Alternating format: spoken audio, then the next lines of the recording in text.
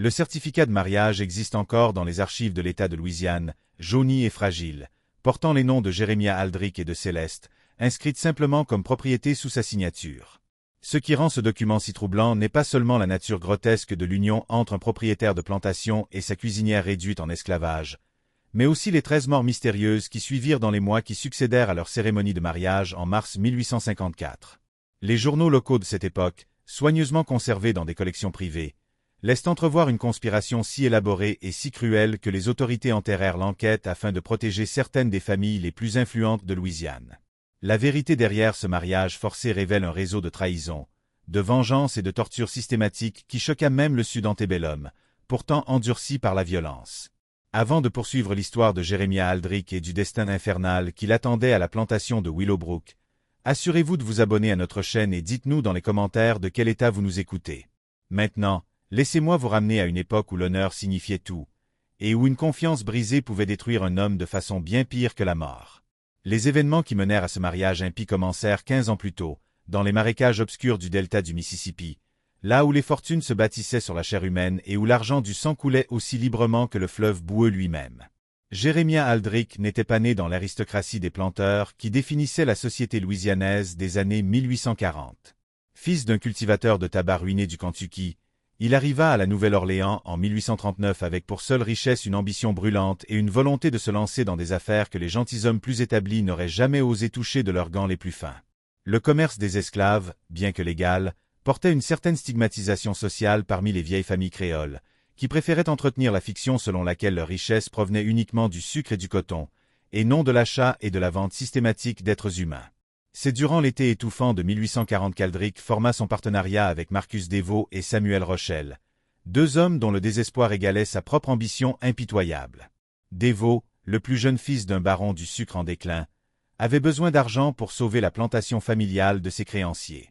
Rochelle, ancien capitaine de navire ruiné par la fièvre jaune et de mauvais investissements, possédait une connaissance inestimable des routes clandestines de traite négrière reliant Cuba et les îles des Caraïbes.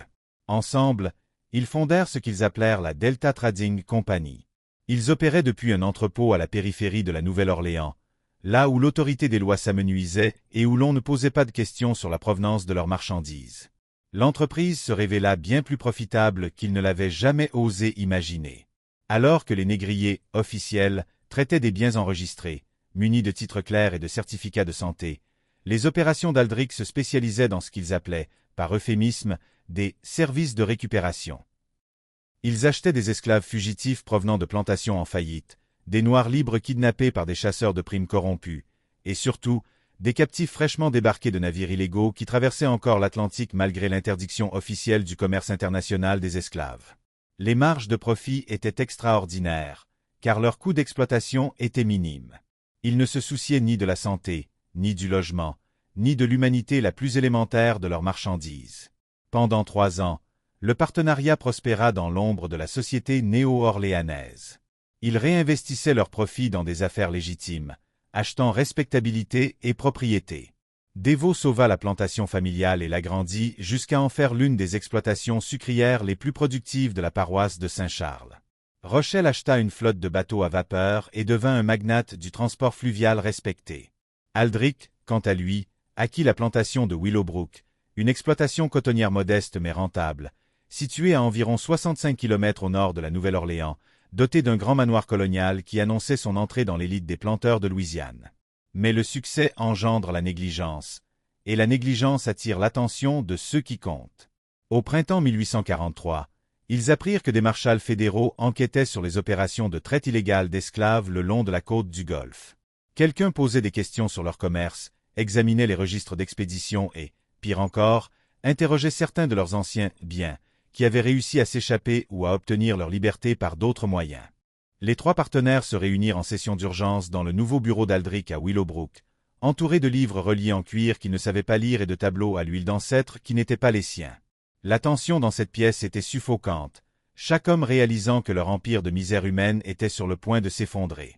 Deveau, toujours le plus nerveux des 3, suggéra de dissoudre immédiatement le partenariat et de détruire tous les documents relatifs à leurs transactions. Rochelle, avec son pragmatisme de marin, proposa une approche plus mesurée, transférer leurs actifs à l'étranger et attendre que l'enquête se termine. Mais Aldrich avait une solution différente, qui révélait la véritable profondeur de sa faillite morale. Il avait déjà décidé d'éliminer ses partenaires et de s'emparer de leurs actifs combinés. Mais il lui fallait un plan qui éliminerait tout soupçon sur lui tout en faisant taire les deux hommes qui savaient assez pour le détruire. La solution lui vint avec la froide clarté du pur mal. Il allait assassiner les deux hommes et arranger la scène pour suggérer qu'ils s'étaient tués mutuellement lors d'un conflit financier. Avec Deveau et Rochelle morts, il serait le seul survivant d'un tragique différend commercial, libre de faire disparaître les preuves de leurs activités illégales tout en gardant toute leur richesse accumulée pour lui seul.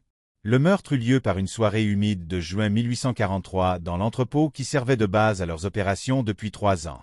Aldrich avait organisé la réunion sous prétexte de planifier leur sortie du commerce des esclaves.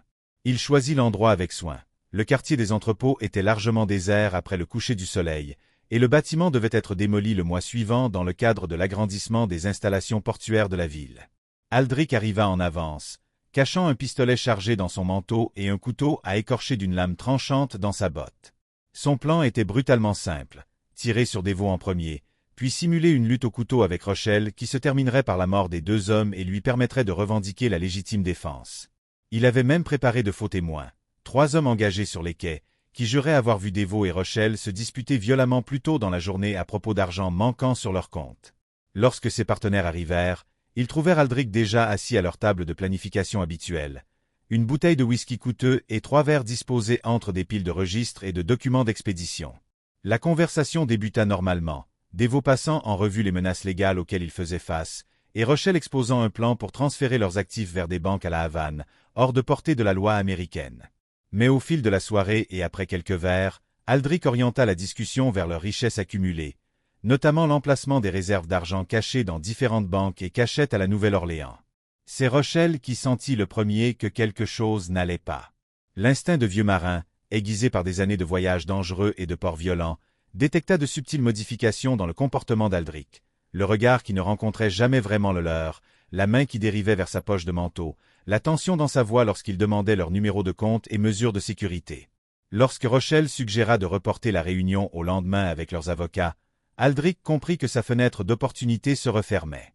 La violence éclata avec une soudaineté choquante. Aldrich sortit son pistolet et tira directement dans la poitrine de Deveau avant que le jeune homme puisse réagir. Le coup résonna dans l'entrepôt vide comme un tonnerre, et Deveau s'effondra en arrière sur sa chaise, le sang se répandant sur sa chemise blanche tandis que ses yeux s'écarquillaient de choc et de trahison. Mais Rochelle, malgré la surprise, se révéla plus résistant qu'Aldrich ne l'avait prévu. L'ancien capitaine de navire renversa la lourde table entre eux et se précipita avec une bouteille de whisky brisée, lacérant le visage d'Aldrich et ouvrant une profonde entaille sur sa joue gauche qui laisserait une cicatrice permanente. Ce qui suivit fut une lutte désespérée qui dura près de 10 minutes, bien plus longtemps qu'Aldrich ne l'avait prévu. Rochelle se battait avec la fureur d'un homme qui comprenait parfaitement la situation et refusait de mourir en silence. Ils se précipitèrent à travers des caisses de documents, dispersèrent les registres sur le sol et laissèrent des traces de sang partout en se disputant le couteau qu'Aldrich avait sorti de sa botte. Finalement, c'est l'âge de Rochelle qui le trahit. À 53 ans, il ne pouvait simplement pas égaler la force et l'endurance du plus jeune homme. Aldrich parvint enfin à enfoncer profondément la lame dans l'estomac de Rochelle, la tournant vers son cœur, tandis que le vieil homme s'agrippait désespérément à sa gorge. Mais même mourant, Rochelle réussit à prononcer des mots qui hantaient Aldrich pour le reste de sa vie. « Mon fils, c'est tout. Il viendra pour toi. Quand il sera assez vieux, il te fera payer. » À l'époque, Aldrich rejeta ces paroles comme les divagations délirantes d'un mourant. Il n'avait aucune idée que le jeune frère de Marcus Deveau, Philippe, documentait secrètement leurs activités illégales, et que le fils de 17 ans de Samuel Rochelle, Henri, connaissait en détail chaque transaction, chaque contact et chaque crime commis par la Delta Trading Company pendant ces 3 années d'opération. Aldrich passa les 4 heures suivantes à arranger méthodiquement la scène du crime pour soutenir son récit. Il plaça le corps de Deveau comme si l'homme avait été abattu en essayant d'attraper une arme, puis positionna Rochelle à proximité avec un couteau ensanglanté dans la main et des blessures défensives suggérant une lutte entre les deux victimes. Il dispersa de l'argent dans la pièce pour suggérer un différend financier, endommagea le coffre-fort pour simuler un cambriolage raté, et se fit même des blessures supplémentaires sur les mains et les bras pour soutenir sa version de spectateur innocent pris dans la confrontation.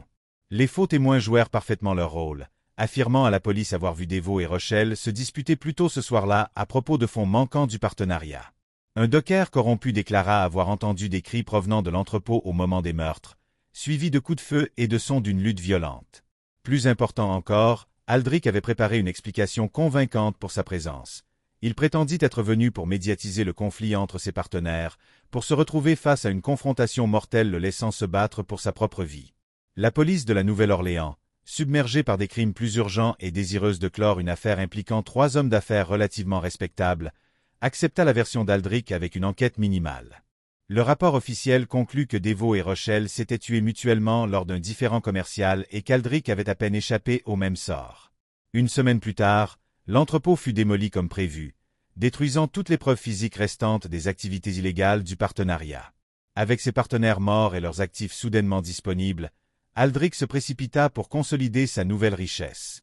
Il se présenta comme le partenaire survivant d'une entreprise de transport maritime légitime, produisant des documents falsifiés montrant que Deveau et Rochelle avaient accepté de transférer leur part à lui en cas de décès.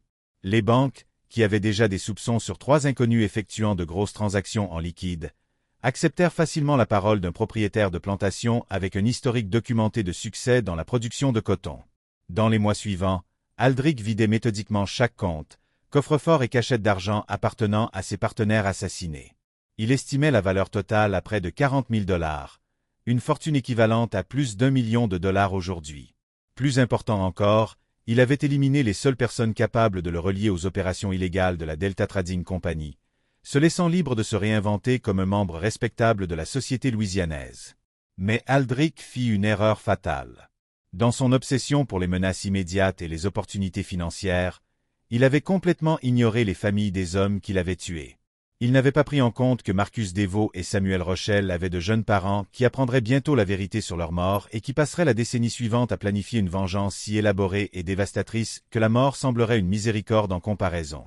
Philippe Deveau avait 22 ans lorsque son frère Marcus fut assassiné.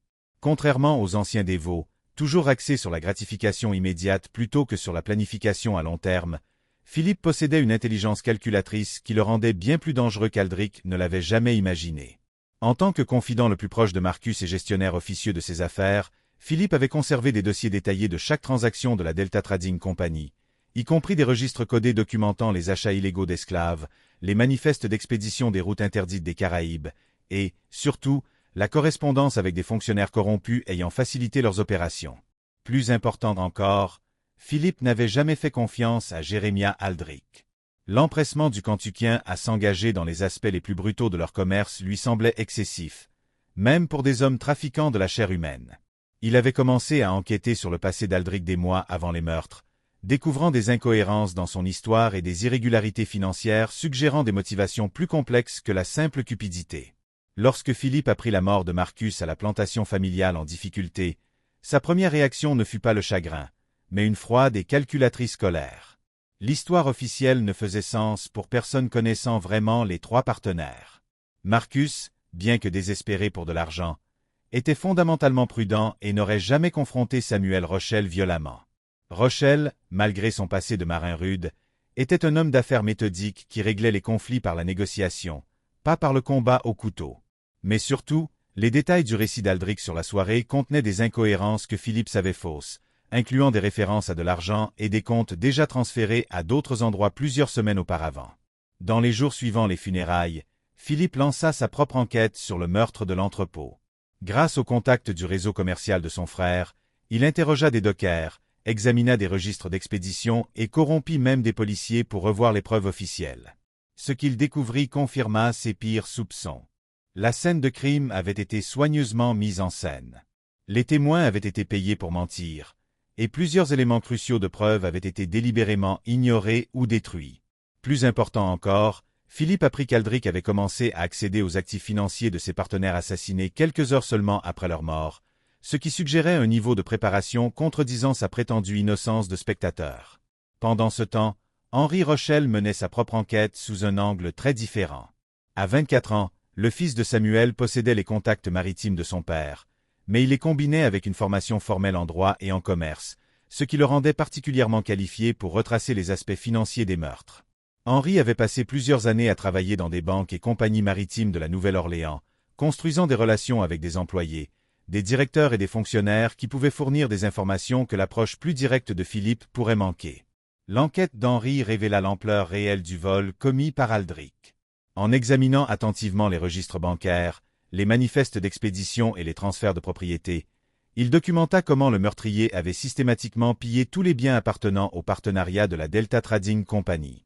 Henri calcula qu'Aldrich avait volé plus de 60 000 $ en espèces, propriétés et investissements commerciaux, une richesse représentant des années d'opérations illégales mais lucratives, construites sur la souffrance de centaines d'êtres humains réduits en esclavage. Mais ce qui rendait Henri vraiment dangereux, c'était sa compréhension du fonctionnement réel des systèmes financiers et juridiques de Louisiane. Contrairement à Philippe, concentré sur la preuve directe de la culpabilité d'Aldrich, Henri comprit qu'une approche plus efficace serait d'utiliser la propre cupidité d'Aldrich contre lui.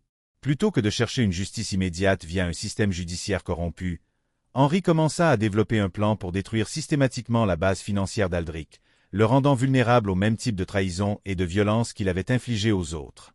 Les deux jeunes hommes se rencontrèrent pour la première fois à l'automne 1844, plus d'1 an après le meurtre de leurs proches.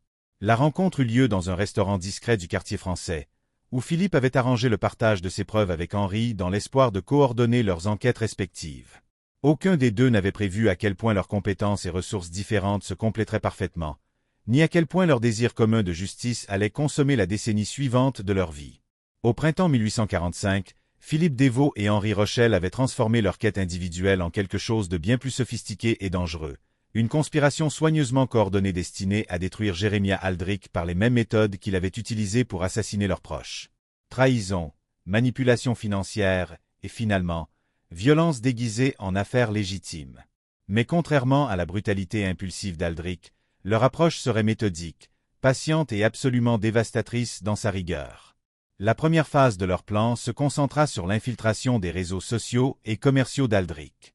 Philippe, utilisant les dernières relations de sa famille dans la société louisianaise, commença à fréquenter les mêmes clubs pour gentlemen, rassemblements politiques et événements sociaux où Aldrich s'installait comme planteur respectable. Son objectif n'était pas de confronter directement le meurtrier de son frère, mais d'étudier ses habitudes, ses faiblesses et, surtout, ses vulnérabilités financières. Philippe bénéficiait du charme et des compétences sociales de son défunt frère, et en quelques mois, il s'était positionné comme un simple connaisseur d'Aldrich, assez digne de confiance pour partager un verre, mais pas assez important pour être perçu comme une menace. Pendant ce temps, Henri utilisait ses contacts bancaires pour retracer chaque aspect de l'empire financier d'Aldrich. Il découvrit que la richesse apparente du propriétaire de la plantation reposait sur des investissements risqués, des prêts à effet de levier et des entreprises générant des profits à court terme mais créant des passifs à long terme. Plus crucial encore, Henri apprit qu'Aldrich avait développé une grave addiction au jeu, perdant régulièrement des milliers de dollars dans des parties de poker à enjeux élevés et des paris hippiques, qu'il finançait par des emprunts de plus en plus désespérés sur les récoltes futures de sa plantation. Cette addiction au jeu leur offrait l'ouverture parfaite pour leur vengeance. En 1848, Henri avait obtenu un emploi à la First National Bank of New Orleans, l'institution détenant l'hypothèque principale sur la plantation Willowbrook. Depuis cette position, il put manipuler subtilement les conditions de crédit d'Aldrich, veillant à ce que les renouvellements de prêts comportent des taux d'intérêt légèrement plus élevés, que les échéances soient structurées pour créer des problèmes de trésorerie pendant les saisons critiques, et que le propriétaire de la plantation soit progressivement poussé vers un désespoir financier le rendant vulnérable à la manipulation. Simultanément, Philippe avait cultivé des relations avec plusieurs des opérateurs de jeu les plus notoires de la Nouvelle-Orléans, hommes dirigeants des parties à gros enjeux où fortune se faisait ou se défaisait en une seule soirée. Par des pots de vin soigneusement placés et des promesses de faveurs futures, Philippe arrangea pour qu'Aldrich soit invité à des parties de plus en plus coûteuses, où les autres joueurs collaboraient secrètement pour s'assurer que le planteur perde bien plus qu'il ne pouvait se permettre. La beauté de leur approche résidait dans sa patience et sa subtilité. Plutôt que de confronter Aldrich directement ou de chercher une vengeance rapide par la violence, il détruisait systématiquement la base financière qui soutenait sa position sociale et son image. Chaque prêt arrivé à échéance créait du stress. Chaque perte au jeu approfondissait son désespoir, et chaque tentative ratée de lever rapidement des fonds par des investissements risquait le rapprocher de la ruine totale, le rendant vulnérable à la punition finale qu'il choisirait d'infliger. En 1851, leurs efforts commençaient à porter leurs fruits.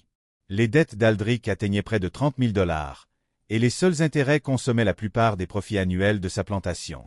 Il avait été forcé de vendre plusieurs parcelles de terre pour couvrir ses pertes au jeu, et des rumeurs circulaient parmi l'élite des planteurs louisianais que Willowbrook était en grave difficulté financière. Plus important encore, la personnalité d'Aldrick montrait les signes de la pression financière constante. Il était devenu colérique, suspicieux envers ses voisins et de plus en plus désespéré dans sa recherche de nouvelles sources de revenus. Mais Philippe et Henri ne se contentaient pas d'une simple ruine financière. Leur objectif ultime était de soumettre Aldrick au même type d'humiliation et de terreur que leurs proches assassinés avaient subi dans leurs derniers instants. Ils voulaient qu'il comprenne que sa prospérité reposait sur le sang, que sa respectabilité n'était qu'une fiction, et que la justice l'avait finalement rattrapé, malgré toute sa planification soigneuse et son efficacité brutale. La phase finale de leur vengeance nécessitait de pousser Aldrick au-delà de la simple détresse financière, jusqu'à le contraindre à accepter n'importe quelle condition, si humiliante ou dangereuse soit-elle. Il devait être si complètement piégé que la mort semblerait préférable aux alternatives, mais aussi vivre assez longtemps pour apprécier pleinement la sophistication de leur vengeance. C'est Henri qui conçut l'idée d'utiliser les propres esclaves d'Aldrick comme instrument de sa destruction. Chaque propriétaire de plantation vivait dans la peur constante d'une révolte d'esclaves, et cette peur pouvait être exploitée par ceux qui comprenaient la dynamique psychologique maître-esclave. Mais plutôt que de provoquer une rébellion réelle, dangereuse et moralement problématique, Henri proposa une approche plus subtile. Ils utiliseraient le mariage d'Aldrick avec l'une de ses propres esclaves comme humiliation ultime, une dégradation publique détruisant sa position sociale tout en le laissant légalement impuissant à échapper aux conséquences. Le choix de Céleste comme instrument de l'humiliation finale d'Aldrick n'était pas aléatoire. Philippe et Henri avaient passé des mois à étudier chaque personne vivant et travaillant à Willowbrook, cherchant quelqu'un dont le mariage forcé avec leur cible créerait le maximum de dommages sociaux, tout en offrant un moyen fiable de contrôler le sort ultime d'Aldrick. Céleste remplissait parfaitement tous leurs critères, mais pour des raisons bien plus profondes que son apparence ou son statut social. À 38 ans, Céleste était effectivement une femme de forte stature, mais sa taille était le moindre de ses atouts aux yeux de Philippe et Henri. Ce qui la rendait inestimable, c'était son intelligence, sa loyauté totale envers sa propre survie, et surtout, sa haine absolue pour Jérémia Aldrick. Contrairement à de nombreux esclaves dissimulant leurs véritables sentiments derrière des masques de soumission, Céleste n'avait jamais caché son mépris pour l'homme qui la possédait. Elle accomplissait ses tâches de cuisinière en chef efficacement et sans plainte. Mais quiconque l'observait attentivement pouvait voir la fureur glaciale brûler dans ses yeux en présence d'Aldrick. Sa haine avait des racines profondes. Céleste avait été achetée par Aldrick en 1847 sur une plantation en faillite du Mississippi, où elle avait été séparée de son mari et de ses 3 enfants vendus à différents propriétaires dans différents États. La séparation n'était pas économiquement nécessaire. Aldrick aurait pu acheter toute sa famille, mais il choisit seulement Céleste, car il avait besoin d'une cuisinière expérimentée et ne voyait aucun profit à acquérir ce qu'il appelait de manière méprisante des « bouches inutiles à nourrir ». Lorsqu'elle avait supplié au moins pour l'achat de sa plus jeune fille de 10 ans, Aldrick avait ri et lui avait dit qu'il dirigeait une plantation, pas un orphelinat pour enfants de couleur. Pendant 7 ans, Céleste avait enduré l'humiliation quotidienne de préparer des repas somptueux pour l'homme qui avait détruit sa famille, tout en survivant avec des restes et des épluchures de cuisine. Elle avait entendu ses histoires de succès en affaires, sachant que sa richesse reposait sur l'argent volé et des partenaires assassinés. Elle avait nettoyé le sang sur ses vêtements après ses mystérieux voyages nocturnes et l'avait vu brûler des documents et lettres dans la cheminée de la cuisine lors de ses tentatives désespérées de dissimuler ses problèmes financiers. Plus important encore, Céleste avait accumulé une connaissance détaillée des routines quotidiennes d'Aldrick, de ses habitudes personnelles, de ses problèmes de santé et de sa paranoïa croissante face aux créanciers et rivaux commerciaux. Elle savait quels aliments il préférait, quels médicaments il prenait pour ses maux d'estomac chroniques et quelles pièces de la maison il visitait le plus fréquemment. Cette connaissance faisait d'elle une alliée parfaite pour quiconque cherchait à manipuler ou nuire à son propriétaire, et la rendait extrêmement précieuse pour les plans spécifiques de vengeance de Philippe et Henri. L'approche de Céleste nécessitait une manipulation délicate.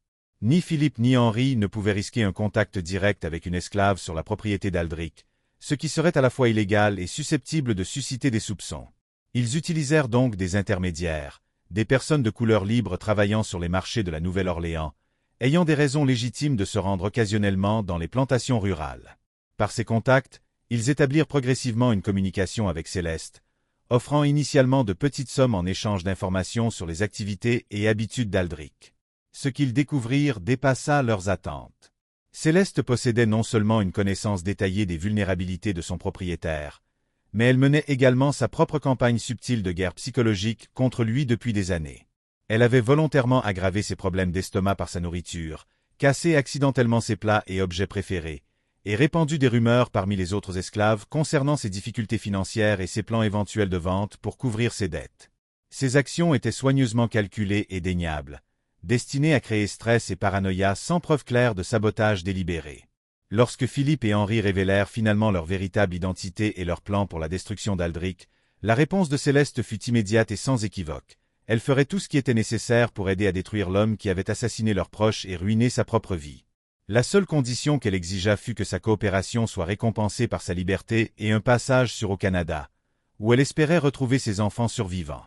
Philippe et Henri acceptèrent immédiatement, reconnaissant qu'ils avaient trouvé non seulement un outil pour leur vengeance, mais un partenaire dont les motivations personnelles étaient parfaitement alignées avec leur quête de justice. Les derniers détails de leur plan prirent forme au cours de plusieurs mois de coordination minutieuse. Aldric serait poussé à la ruine financière complète par une série de pertes au jeu et de prêts rappelés, le rendant vulnérable à une offre qu'il ne pourrait refuser, épouser Céleste lors d'une cérémonie légale ou faire face à la mort immédiate aux mains de ses créanciers. Le mariage détruirait sa position sociale et donnerait à Philippe et Henri un accès légal à ses biens via le contrôle de son épouse. Plus important encore, il placerait Céleste dans une position où elle pourrait progressivement empoisonner Aldric sur plusieurs mois, lui faisant subir la même mort lente et agonisante que leurs proches assassinés. Mais le plan nécessitait un dernier élément crucial, le timing. Il devait s'assurer que l'effondrement financier d'Aldric coïncide avec une période où il serait isolé de tout allié potentiel et incapable de demander de l'aide aux autorités ou à ses contacts politiques. L'occasion se présenta au début de 1854, lorsqu'Henri apprit qu'Aldric prévoyait de participer à un tournoi de jeu à gros enjeux à la Nouvelle-Orléans, espérant gagner suffisamment pour sauver sa plantation de la saisie. Ce serait le moment parfait pour déclencher leur piège, Aldric étant alors assez désespéré pour accepter n'importe quelle condition, si humiliante soit-elle. La salle de jeu où Jérémia Aldric allait rencontrer son destin se trouvait dans un entrepôt reconverti près du front de mer de la Nouvelle-Orléans. Un endroit où les hommes les plus désespérés et dangereux de la ville se réunissaient pour tout risquer sur le tour d'une carte ou le lancer de dés. La soirée de février 1854, lorsqu'Aldric arriva, était particulièrement humide et oppressante, le brouillard roulant depuis le fleuve Mississippi enveloppant les rues d'une brume grise qui semblait étouffer les sons et brouiller les frontières entre réalité et cauchemar.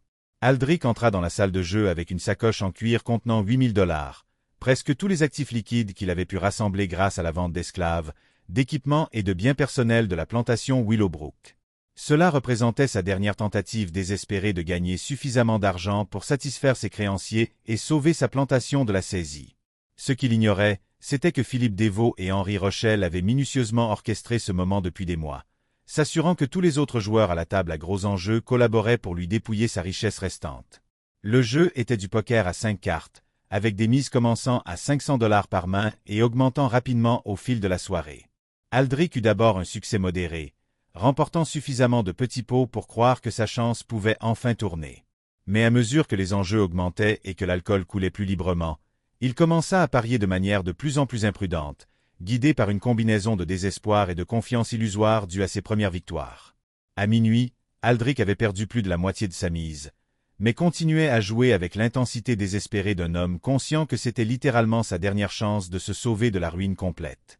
Les autres joueurs, suivant les instructions soigneuses de Philippe, lui laissaient parfois gagner des mains pour le maintenir à la table, mais augmentaient progressivement la pression jusqu'à ce qu'il mise des sommes représentant toute sa fortune restante sur une seule main.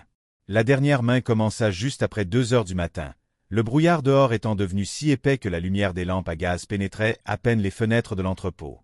Aldric reçut ce qui semblait être une main forte, une paire de rois, avec la possibilité d'un full si les cartes cachées tombaient correctement. Confiant que c'était son moment pour récupérer ses pertes et peut-être même gagner assez pour résoudre définitivement ses problèmes financiers, il mit ses 3000 derniers dollars au centre de la table. Mais les autres joueurs avaient reçu des mains encore plus fortes. Et surtout, ils coordonnaient leurs mises pour s'assurer que le pot final serait suffisamment important pour ruiner complètement Aldric, tout en le laissant avec des dettes largement supérieures à ce qu'il pourrait rembourser. Lorsque les cartes furent enfin révélées, la paire de rois d'Aldric perdit face à un foule détenu par un homme qu'il ne reconnaissait pas, un étranger au regard froid qui encaissa ses gains avec l'efficacité méthodique de quelqu'un qui était sûr du résultat depuis le début. Alors que la réalité de sa destruction financière complète commençait à l'atteindre, Aldric resta figé à la table vide, fixant le feutre où son dernier espoir venait de s'évaporer. Les autres joueurs étaient déjà partis, mais l'étranger qui avait remporté la dernière main resta assis en face de lui, observant Aldrich avec l'intensité d'un scientifique examinant un spécimen intéressant. Après plusieurs minutes de silence oppressant, l'étranger parla enfin, sa voix portant un léger accent français qui semblait familier, mais que Aldrich ne pouvait pas immédiatement identifier. « Monsieur Aldrich, dit-il, je crois que nous devons discuter de vos obligations en souffrance. Vous voyez, les gentlemen qui viennent de partir ne sont pas de simples joueurs. Ils représentent certains intérêts commerciaux qui ont été très patients face à vos difficultés financières. Mais la patience, comme la chance, finit par s'épuiser. » À ce moment-là, Philippe Desvaux sortit de l'ombre près de l'entrée de l'entrepôt.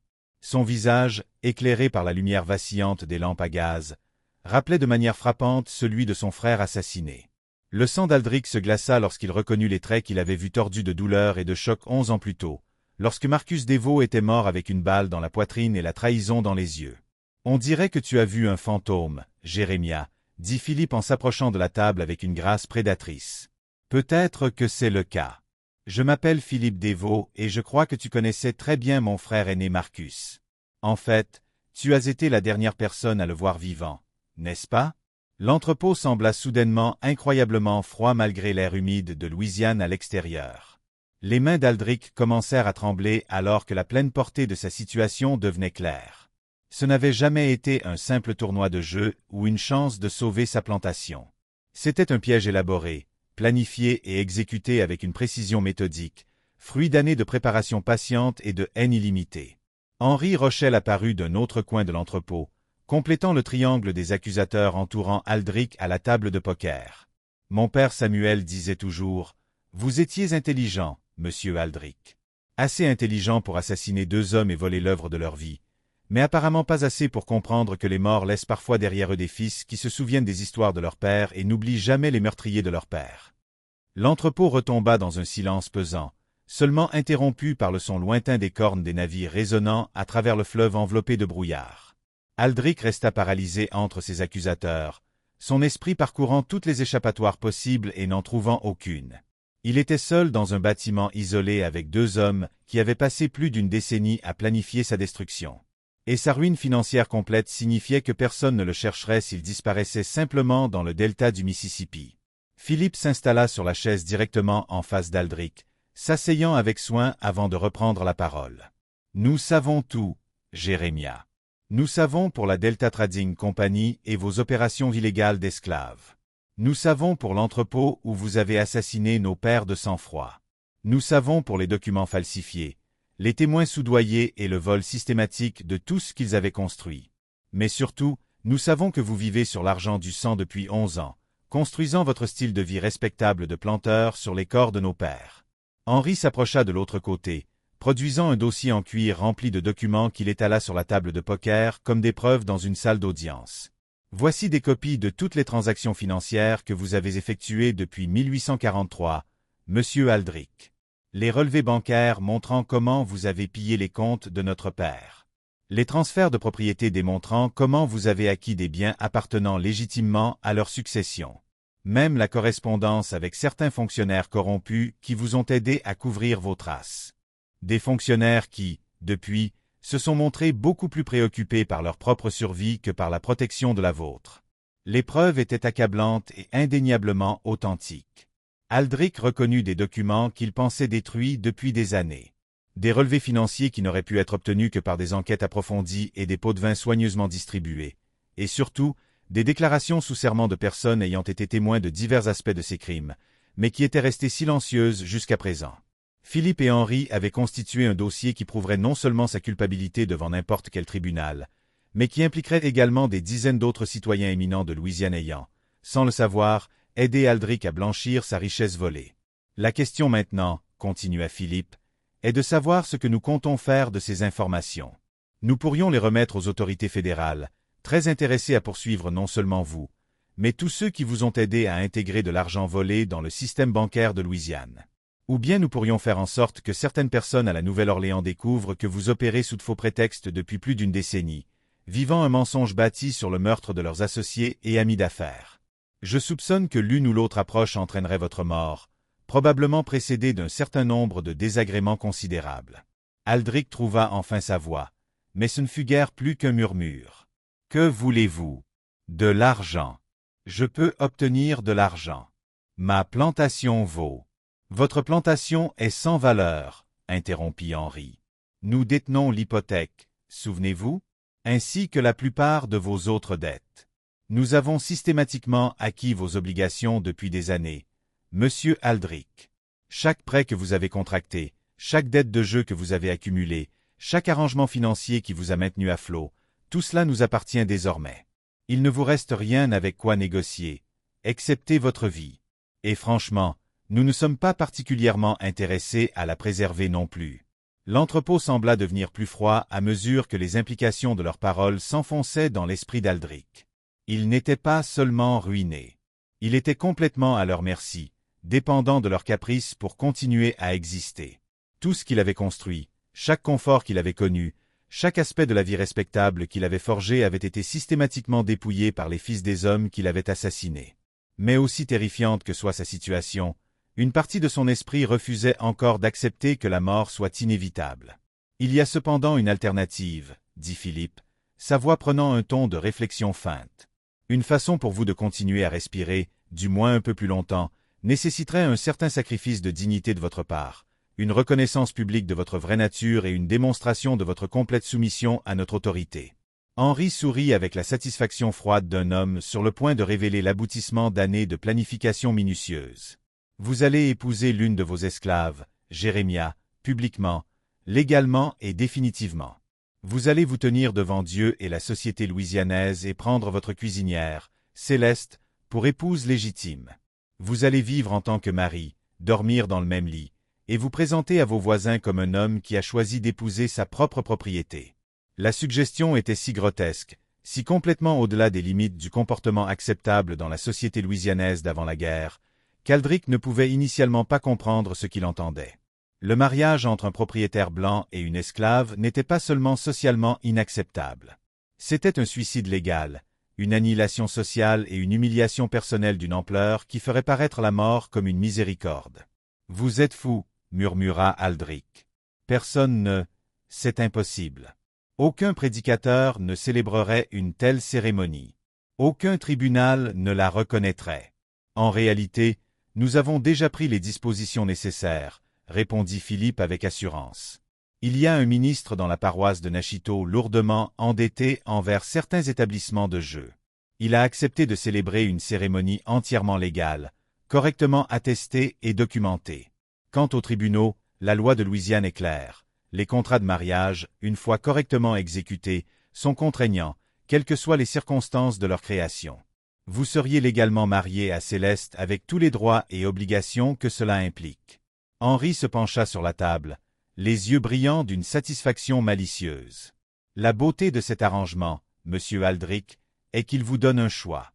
Vous pouvez refuser notre généreuse offre et faire face immédiatement aux conséquences de vos crimes, des conséquences impliquant beaucoup plus de douleur physique que vous ne pourriez l'imaginer. Ou vous pouvez accepter une humiliation temporaire en échange de la vie continue, aussi dégradée soit-elle. L'entrepôt retomba dans le silence, tandis qu'Aldrich luttait avec cette décision impossible. La mort serait définitive, mais au moins elle préserverait une parcelle de sa réputation. Ses voisins pourraient se souvenir de lui comme d'un homme ayant des problèmes de jeu et des échecs commerciaux, mais ils ne connaîtraient pas la vérité sur ses meurtres et ses crimes. Le mariage avec Céleste, en revanche, détruirait chaque aspect de son identité sociale tout en le laissant en vie pour endurer des années d'humiliation publique et de tourments privés. « Combien de temps » demanda-t-il enfin. « Si j'accepte cet arrangement, combien de temps cela durerait-il » Philippe et Henri échangèrent un regard révélant compréhension mutuelle et satisfaction partagée. « Pour le reste de votre vie naturelle, Monsieur Aldrich, le mariage est un lien sacré. Cependant, étant donné votre âge et vos problèmes de santé apparents, nous soupçonnons que votre vie naturelle pourrait ne pas durer aussi longtemps que vous l'espérez. » L'implication était claire et glaçante. Il ne lui proposait pas une humiliation temporaire suivie de la liberté. Il lui offrait une lente mort déguisée en mariage, une torture prolongée détruisant son esprit avant de réclamer enfin son corps. L'alternative, une exécution immédiate dans un entrepôt enveloppé de brouillard avec son corps jeté dans le Mississippi, semblait encore pire que ce qu'ils avaient prévu. Après ce qui sembla être des heures, mais n'était probablement que quelques minutes, Aldrich releva la tête et regarda directement ses bourreaux. « Si j'accepte ce mariage, Quelle garantie ai-je que vous ne me tuerez pas quand même? Aucune, répondit Henri avec brutalité. Mais vous avez notre parole que votre mort, quand elle surviendra, sera considérablement plus agréable que ce que nous avions initialement prévu. Considérez le mariage comme une opportunité de démontrer un bon comportement. La compliance sera récompensée par la bienveillance. La résistance sera punie par la créativité. Philippe sortit un document de sa poche et le plaça sur la table, à côté des preuves des crimes d'Aldric. Voici un contrat de mariage dûment préparé et prêt à être signé. La cérémonie est prévue demain soir à la plantation Willowbrook, où tous vos voisins et associés d'affaires seront invités à assister à votre union volontaire avec Céleste. Ils ont été informés que vous avez eu une conversion religieuse et que vous souhaitez démontrer votre engagement envers la charité chrétienne en élevant l'une de vos esclaves au statut d'épouse. L'humiliation finale consistait à présenter le mariage comme son propre choix, un acte volontaire de bienveillance chrétienne plutôt que la dégradation forcée qu'il représentait réellement. Ses voisins penseraient qu'il est excentrique, peut-être fou, mais croiraient qu'il a choisi ce chemin de son plein gré.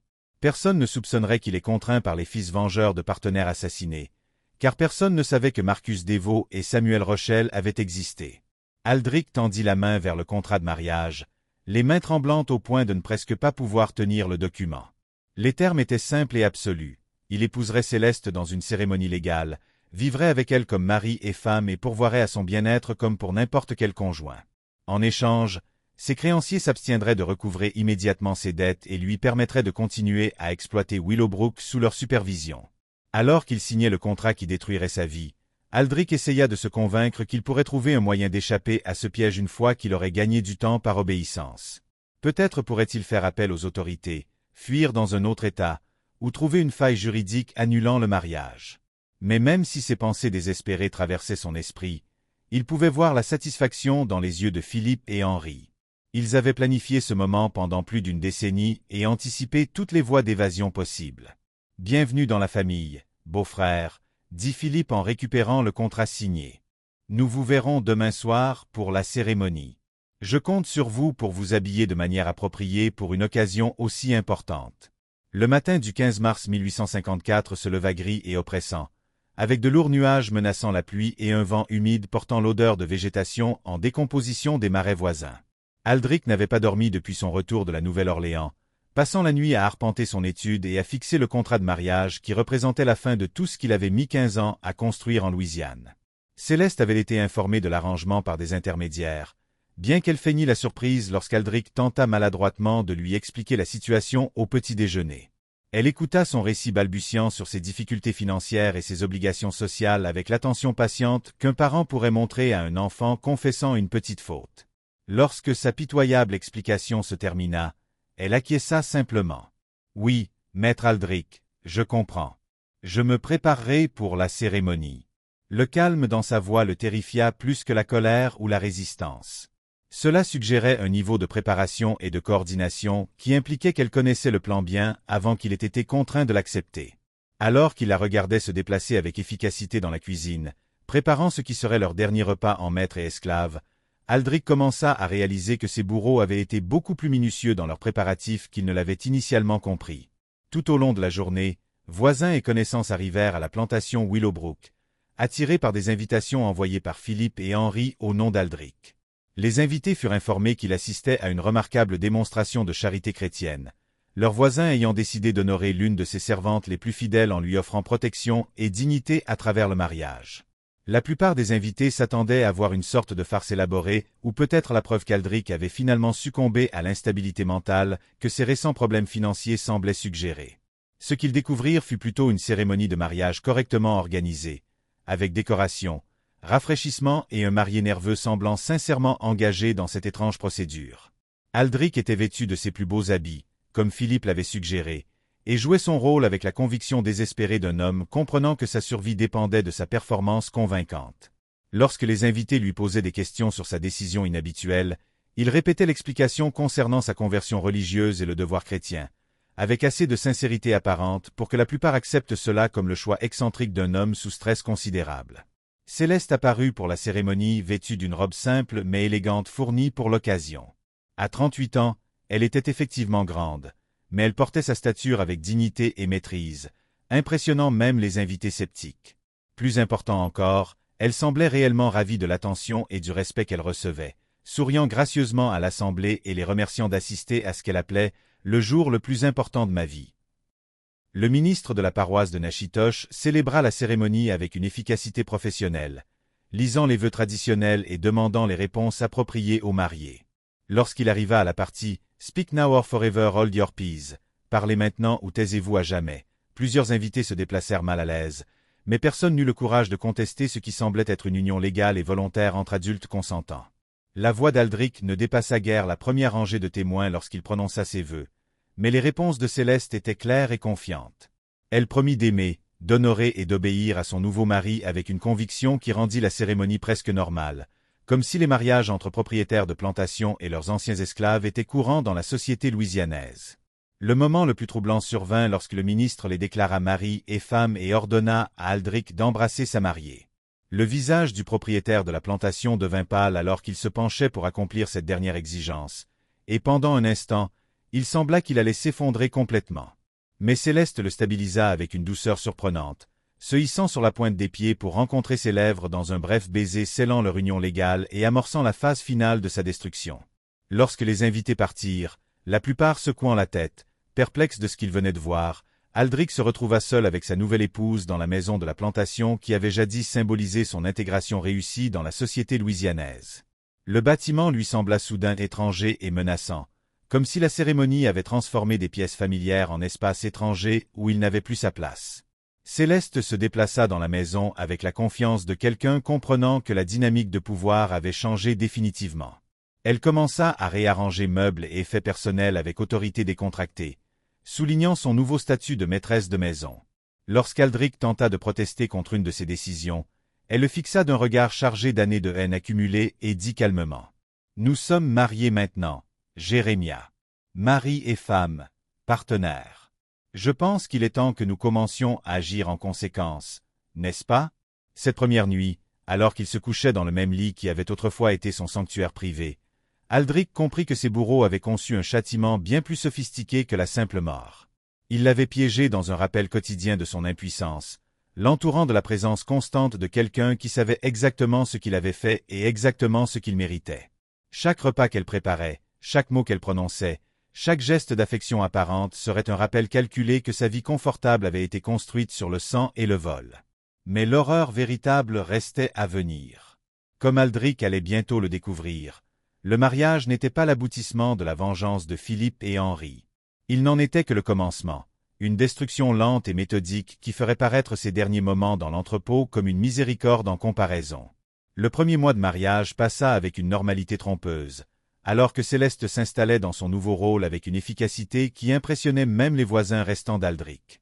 Elle gérait le personnel de la maison avec autorité ferme, recevait les quelques visiteurs qui se sentaient encore à l'aise de venir à Willowbrook, et maintenait les apparences sociales permettant à son mari de préserver quelques vestiges de son ancienne respectabilité. Aux yeux des observateurs extérieurs, ce mariage improbable semblait fonctionner aussi bien qu'une union conventionnelle en Louisiane rurale. Mais Aldric commençait à remarquer de subtiles modifications dans sa routine quotidienne qui l'inquiétaient de plus en plus.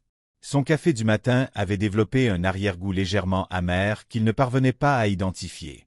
Malgré le fait qu'il soit préparé avec les mêmes grains et méthodes utilisées par Céleste depuis des années, ses repas du soir, bien que parfaitement préparés et présentés, le laissaient avec une sensation de nausée et une fatigue inhabituelle. Plus inquiétant encore, il commençait à souffrir de maux de tête et de vertiges qui semblaient s'aggraver lorsqu'il passait de longues périodes en compagnie de sa femme. Au début, il attribuait ces symptômes au stress et au poids émotionnel de sa situation dégradée. L'humiliation de son mariage forcé combinée à sa conscience de sa dépendance totale envers la clémence continue de Philippe et Henri suffisait à provoquer des troubles physiques. Mais, à mesure que les semaines passaient et que son état empirait progressivement, Aldric commença à soupçonner que ces symptômes avaient une cause plus délibérée. Ces soupçons furent confirmés lors d'une conversation avec le docteur Hamilton Warren, le médecin de longue date de Willowbrook, qui était venu examiner Aldric après qu'il se soit effondré lors d'une réunion d'affaires avec de potentiels acheteurs de coton. L'examen préliminaire du docteur Warren révéla des symptômes correspondant à un empoisonnement chronique, à savoir l'accumulation progressive de substances toxiques qui détruisaient lentement son système digestif et ses fonctions nerveuses. « Votre état est très sérieux, monsieur Aldric, expliqua le docteur Warren en rangeant ses instruments médicaux. Les symptômes indiquent une exposition prolongée à l'arsenic ou à un poison métallique similaire. Ce type d'empoisonnement survient généralement sur plusieurs mois, la victime présentant une faiblesse croissante, des troubles digestifs et une détérioration neurologique. Sans traitement immédiat et sans élimination de la source de contamination, l'issue est inévitablement fatale. Le diagnostic confirma les pires craintes d'Aldrich concernant les véritables intentions de sa femme. Céleste l'assassinait méthodiquement, avec la même patience et minutie que Philippe et Henri avaient employée pour détruire sa situation financière et sociale. Elle administrait du poison en doses soigneusement calculées, probablement mélangées à sa nourriture ou à ses boissons, créant une lente agonie qui paraîtrait naturelle à quiconque ne cherchait pas spécifiquement des signes de malveillance. Mais affronter Céleste directement aurait été à la fois dangereux et inutile. Elle était protégée par son statut légal d'épouse, son innocence apparente et surtout, son lien avec les deux hommes qui contrôlaient chaque aspect de l'existence restante d'Aldrich. S'il l'accusait d'empoisonnement, elle pourrait simplement nier, tandis que Philippe et Henri orchestreraient des représailles plus immédiates et violentes contre ces accusations paranoïaques visant l'instrument de justice qu'ils avaient choisi. Aldrich commença donc à prendre des précautions élaborées pour se protéger d'un nouvel empoisonnement. Il se mit à préparer ses repas en secret, utilisant des ingrédients qu'il choisissait lui-même et des ustensiles qu'il cachait dans son bureau. Il évitait de boire tout ce que Céleste avait préparé, ne s'hydratant qu'avec l'eau d'un puits auquel lui seul avait accès. Plus important encore, il commença à dormir dans une chambre d'amis verrouillée plutôt que dans le lit conjugal, où sa femme aurait pu avoir l'occasion de l'empoisonner pendant son sommeil. Ces mesures lui apportèrent un soulagement temporaire, mais elles engendrèrent aussi de nouveaux problèmes qui risquaient de révéler sa paranoïa croissante aux yeux des observateurs extérieurs.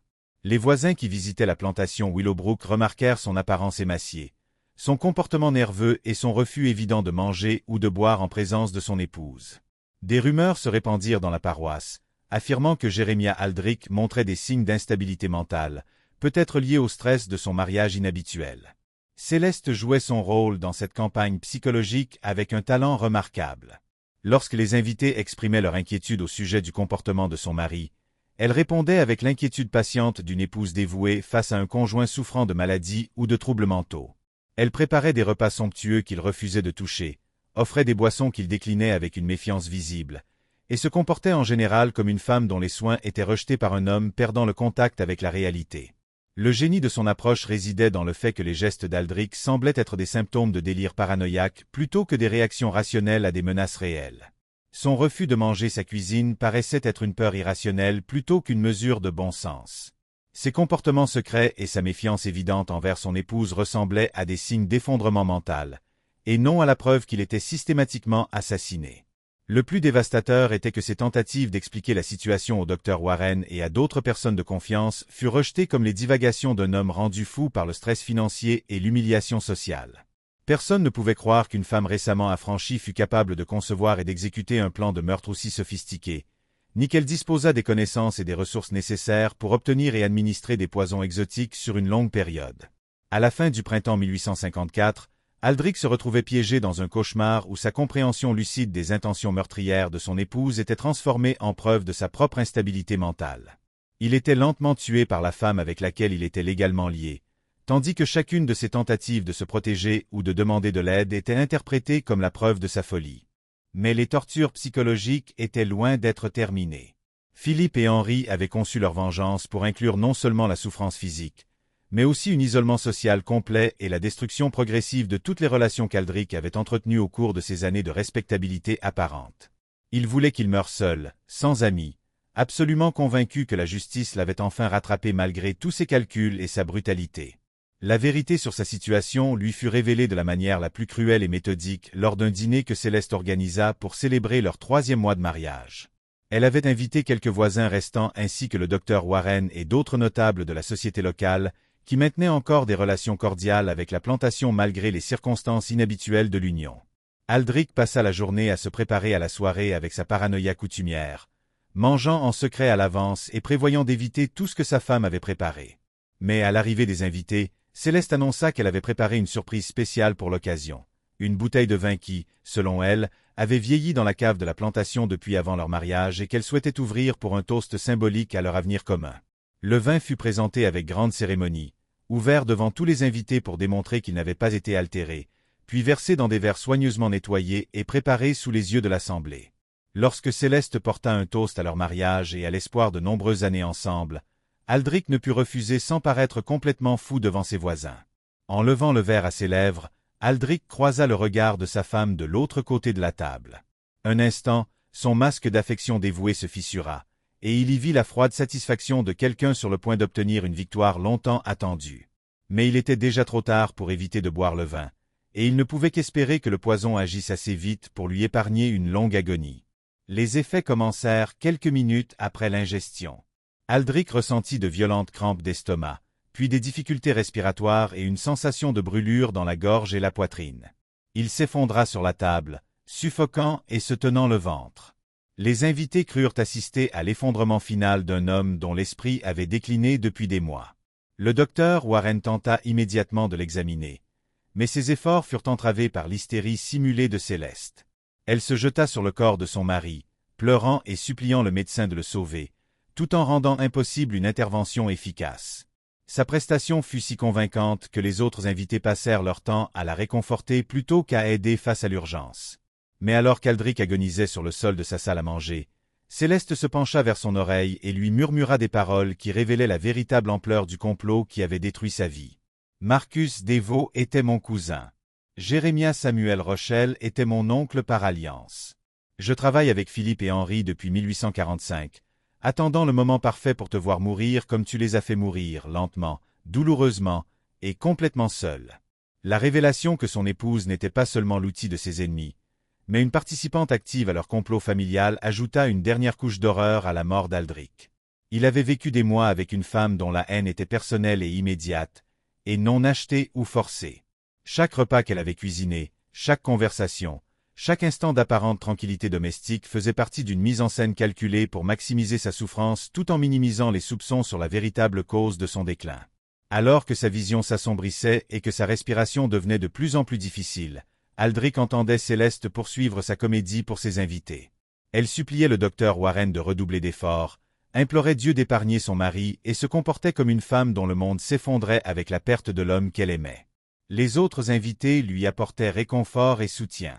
Totalement convaincus qu'ils étaient témoins d'un accident tragique plutôt que de l'aboutissement d'une quête de vengeance de 11 ans, Jérémia Aldric mourut à 21h47 le 18 juin 1854, entouré de voisins qui croyaient qu'il avait subi un AVC ou une crise cardiaque causée par des mois d'instabilité mentale et de santé déclinante. La cause officielle du décès, selon le docteur Warren, fut attribuée à des causes naturelles liées à une longue fatigue nerveuse, un diagnostic qui satisfaisait tout le monde, sauf Philippe Deveau et Henri Rochelle, qui savaient exactement ce qui l'avait tué et pourquoi. Les funérailles furent bien fréquentées, Céleste jouant le rôle de veuve en deuil avec une telle conviction que plusieurs dames éminentes des plantations voisines proposèrent de l'aider à gérer la plantation Willowbrook pendant sa période de deuil. Personne ne soupçonnait que la femme en larmes au pied de la tombe célébrait en réalité l'achèvement réussi du complot meurtrier le plus élaboré de l'histoire de la Louisiane. Mais l'histoire ne s'est pas arrêtée à la mort d'Aldric. Philippe et Henri avaient prévu toutes les éventualités, y compris la répartition de ses biens et le sort de sa veuve. En tant qu'héritière légale d'Aldric, Céleste hérita de la plantation Willowbrook ainsi que de toutes ses dettes et obligations. Des dettes qui, comme il le lui rappelait rapidement, étaient désormais dues à eux en tant que représentants de diverses institutions financières. Dans le mois suivant les funérailles, Céleste signa des documents transférant la propriété de la plantation à Philippe et Henri en échange de l'effacement des dettes restantes. Elle disparut ensuite complètement de Louisiane, se dirigeant vraisemblablement vers le nord avec assez d'argent pour commencer une nouvelle vie en tant que femme libre, dans un endroit où personne ne connaissait son passé de servante ou de meurtrière. Les registres officiels de la mort de Jérémia Aldric et le transfert ultérieur de la plantation Willowbrook ne soulevèrent aucune suspicion parmi les autorités de Louisiane, qui étaient confrontées à des préoccupations bien plus urgentes alors que le pays se dirigeait inexorablement vers la guerre civile. L'histoire du propriétaire de plantation qui avait épousé son esclave puis était mort de cause naturelle devint une note mineure dans l'histoire locale, mentionnée occasionnellement comme un exemple du comportement excentrique que le stress financier pouvait provoquer chez des hommes autrement respectables. Mais parmi certaines familles de la Nouvelle-Orléans et des paroisses environnantes, une version différente de l'histoire circulait discrètement de génération en génération. Cette version racontait un complot si élaboré et patient qu'il avait nécessité 11 ans pour parvenir à son terme. Une justice si parfaitement calibrée que la punition correspondait au crime en durée et en souffrance. Surtout, elle servait d'avertissement sur les dangers de trahir ses partenaires commerciaux, surtout lorsque ces partenaires avaient des proches suffisamment intelligents et impitoyables pour passer une décennie à planifier la vengeance parfaite. Philippe Desvaux et Henri Rochelle avaient accompli quelque chose de remarquable dans le contexte de la société sudiste d'avant-guerre. Ils avaient mené à bien une affaire de meurtre qu'aucun tribunal n'aurait osé juger, exécuté une peine capitale qu'aucun juge n'aurait prononcée, et tout cela par des méthodes laissant aucune trace de leur implication. Leur succès avait requis patience, intelligence, ressources financières et surtout, une compréhension complète du fonctionnement réel des systèmes sociaux et juridiques de Louisiane. La transformation de la plantation Willowbrook après la mort d'Aldrich fournissait la preuve finale de la planification minutieuse de Philippe et Henri. Plutôt que de vendre la propriété à profit, il l'avait convertie en refuge pour les esclaves affranchis et les personnes en fuite, créant exactement le type d'institution humanitaire qui aurait horrifié l'homme ayant bâti sa fortune sur le trafic humain. La maison de la plantation, autrefois lieu de réception de l'élite de Louisiane, devint une station du chemin de fer clandestin, aidant les esclaves à atteindre la liberté dans les États du Nord et au Canada. Cette transformation n'était pas seulement symboliquement appropriée, mais pratiquement invisible pour les autorités locales. Les connexions commerciales légitimes de Philippe et Henri fournissaient une couverture pour les activités inhabituelles à Willowbrook. Leur réputation d'hommes d'affaires respectables détournait les soupçons, tandis qu'ils utilisaient la propriété de leur ennemi pour continuer le combat contre l'institution qui l'avait enrichi, transformant son héritage en arme contre tout ce qu'il représentait. Mais l'aspect le plus remarquable de leur vengeance était peut-être la manière dont ils avaient complètement effacé Jeremiah Aldrich de l'histoire. Contrairement aux victimes de meurtres plus conventionnels, qui reçoivent au moins une reconnaissance comme victime d'un crime, Aldrich avait été systématiquement éliminé de l'existence. Sa richesse avait été redistribuée aux familles de ses victimes. Sa propriété avait été convertie à des fins directement contraires à ses valeurs. Sa réputation avait été détruite par ses propres actions plutôt que par la révélation posthume de ses crimes. Plus important encore, la manière de sa mort avait été conçue pour que personne ne se souvienne de lui autrement que comme d'un propriétaire de plantation raté ayant pris de mauvaises décisions financières et contracté un mariage imprudent. Il n'y aurait ni monument à sa mémoire, ni lignée familiale pour préserver son nom, ni enregistrement historique de ses véritables accomplissements ou crimes. Il avait été supprimé de l'histoire de la Louisiane aussi complètement que s'il n'avait jamais existé. Ce mystère nous montre que la justice opère parfois en dehors des limites des institutions légales, en particulier dans des sociétés où ces institutions sont conçues pour protéger les puissants au détriment des vulnérables.